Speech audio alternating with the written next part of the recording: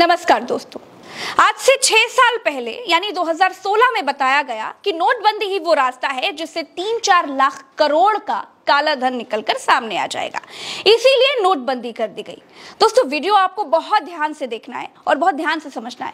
तमाम लोग आपको बहुत कुछ बता रहे हैं, जिसको जो समझ में आ रहा है वो आपको दिखा रहे हैं, लेकिन 2000 के नोट असल में सरकार ने बंद क्यों कर दिए, इसके पीछे की जो असली वजह है वो मैं आपको इस वीडियो में बताने जा रही हूँ। थोड़ा धीरज रखकर वीडियो देखिएगा। अगर आपके पास अभी समय नहीं है तो कोई बात नहीं, वीडियो को सेव करिएगा और रात में आराम से देखिएगा, जल्दबाजी में नहीं देखना है।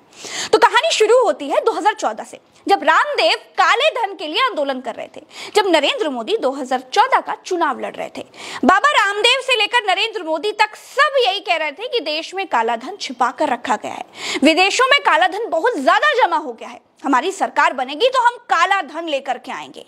नरेंद्र मोदी ने तो ये तक कह दिया था कि हमारी सरकार आ जाएगी तो काला धन आ जाएगा, और काला धन आ जाएगा तो इतना काला धन आ जाएगा कि देश के हर आदमी को 15-15 लाख रुपए यूं ही मिल जाएंगे। ये जो चोर लुटेरों के पैसे विदेशी बैंकों में जमा है ना, उतने भी हम रुपये ले आए ना, तो भी हिंदुस्तान के एक गरीब आदमी को मुफ्त में 15-20 लाख रुपए यूं ही मिल जाएगा। मोदी की सरकार बन गई। सरकार बनने के तीसरे साल यानी 2016 में 8 नवंबर 2016 को 500 और 1000 के नोट बंद कर दिए गए, और ये बताया गया कि 500 और 1000 के नोट बंद करने से काला धन या तो निकल आएगा या फिर नोट बंद होने से काला धन बर्बाद हो जाएगा।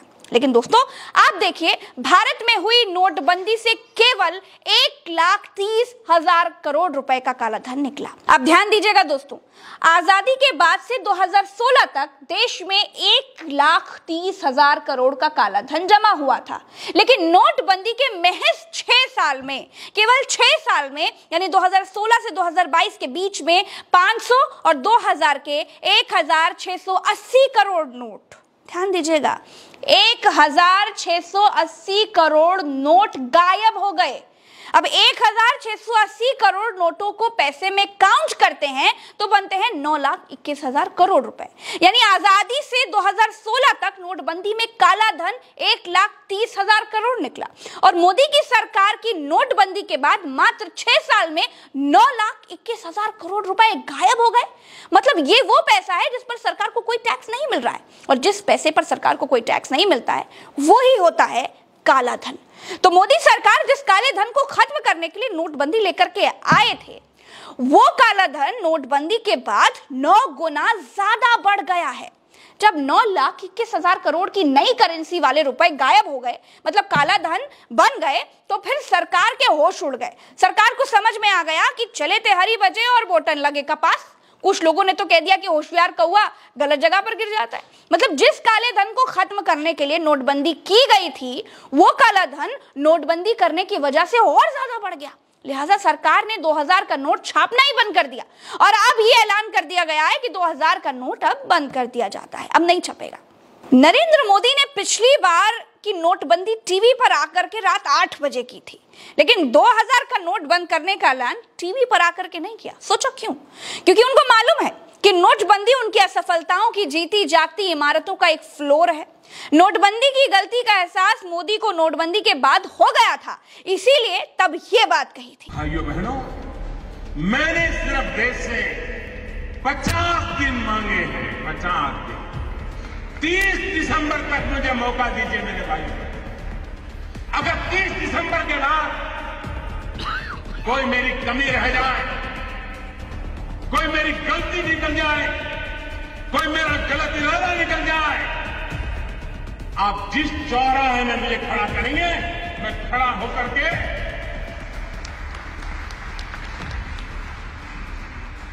देश जो सजा करेगा वो सजा भुगतने के लिए तैयार।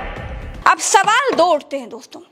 पहला सवाल यह है कि क्या नोटबंदी सच में काला धन खत्म करने के लिए की गई थी, या फिर भारतीय जनता पार्टी के प्रचार करने वाले प्रधानमंत्री नरेंद्र मोदी ने चुनावों में विपक्ष की कमर तोड़ने के लिए, केवल विपक्ष को कमजोर करने के लिए, केवल और केवल चुनाव जीतने के लिए नोटबंदी का आदेश दे दिया था।